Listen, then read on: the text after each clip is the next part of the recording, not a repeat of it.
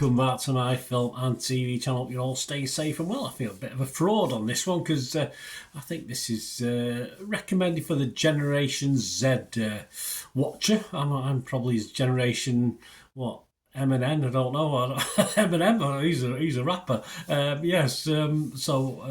I've watched it, and I got certain enjoyment out of it, but I did have a few problems, which we will talk about. This is a science fiction comedy horror. I'll talk about the comedy in a minute. And it's called It's What's Inside. 103 minutes. It's now showing on Netflix. Yes, it released on Netflix on the 4th of October. So if you've got Netflix, you can watch this. 103 minutes, as I said.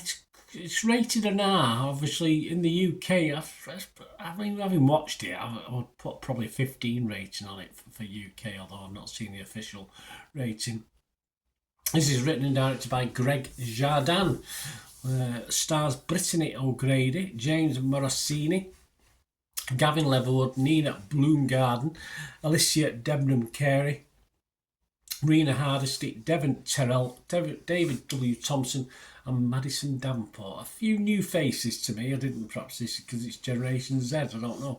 A few new faces to me on this one. We'll tell you what it's about and what I thought and what other people thought, because in fairness, a lot of people liked it a little bit more than I did. Please, if you are new to the channel, push those buttons, that subscribe button. It'd be great to have you on board. Spread the word, guys. Push that notification. All these vlogs are coming out. I also do things on my football team, Manchester City, as well. So if you check through the YouTube page, the YouTube channel there, you'll see lots of stuff on that. If of any interest, or you know somebody who might be interested, if you're not yourself, that'd be very, very welcome. Point them in my direction. But this is film and TV today. We do have sponsors for the channel as well. Piat6505, they've got a little eBay shop where they sell movie posters, mainly from the 90s and 2000s. And they sell DVDs, some vintage ones, yeah, some classic Hollywood and some foreign language ones as well, which are quite rare to get hold of, as are the posters. You can see I usually swap and change in the back here every now and then from the same source, so the sort of posters that you can get on the site. So if you go on the site, there's a link in the description or in the comments below. Just follow that link. And if you do fancy anything, just mention me and you'll automatically get 10% off the cost price as well. So fill your boots, guys, with that, and give them your support. My thanks to Piat6505. You can support the channel. We have memberships now, so you get early access to everything. Give us a shout if you want to know any details of that. Just 99p a month. You can get that. Watch the ads, guys. If there's any ads on, that helps me, and a little bit, not a lot, but that'll help me if you watch the ads, or even follow a link or two, which I've done when I'm watching other people's YouTube channels. So you can support me that way, or you can just support me by giving us a like. Give us a like, guys. So it'd be much appreciated.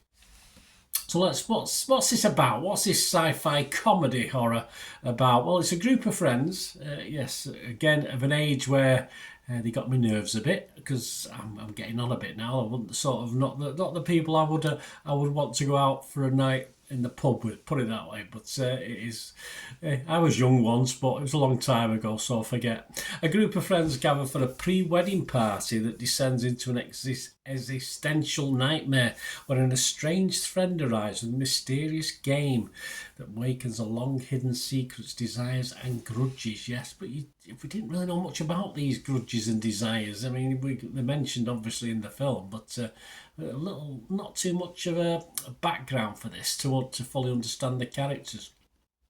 My thoughts, yeah, I mean, I think this had a lot of potential. It was very clever, decent idea. All right, it's been done to some extent before in certain things, but this play on the body swap genre. But the problem for me is when I watch a body swap film, it's usually involving a couple of people, isn't it? And this involved quite a lot of people. So I did struggle a little bit. I wasn't sure where the comedy was supposed to be. I didn't find anything particularly funny. I might have missed that. And it all got a little bit interesting a little bit too late for me.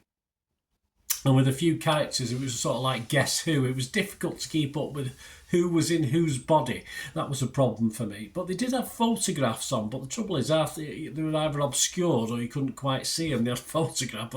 So I kept rather looking at the photographs because the personalities obviously did change, but we didn't know enough about them to actually know who was who as far as personality-wise, because it's just quite shallow. We don't really get to know them that well before they start playing the game, etc.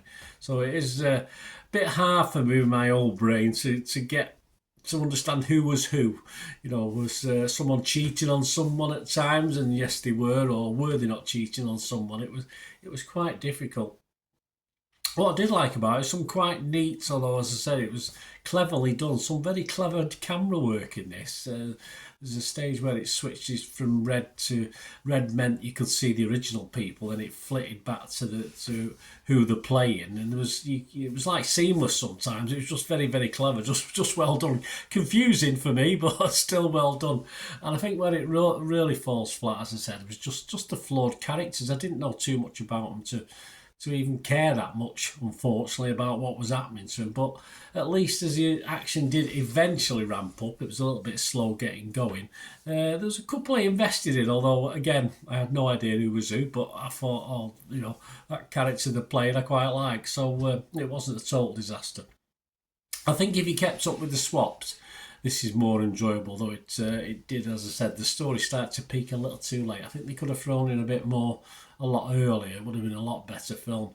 But there is a lot of love out there for this one. I appreciate that. It will appeal to certain people, and full credit for the effort for me. They did, for actually this sort of slant on the genre.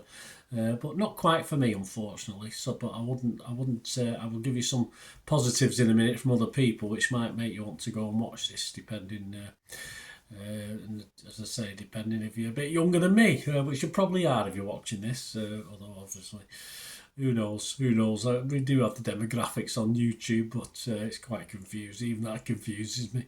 My scores on this, I'm going to be fresh on Rotten Tomatoes. I couldn't be rotten on this. Only the fact that I couldn't understand certain things is by the by. I'll be mixed on Metacritic.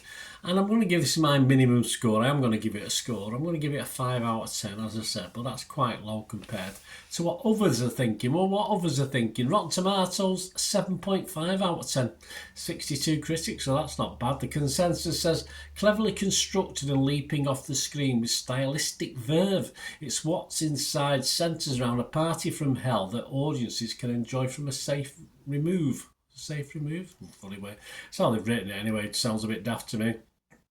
Metacritic uses an average. Their average is 57, so they weren't quite as impressed. Metacritic, that was based on 21.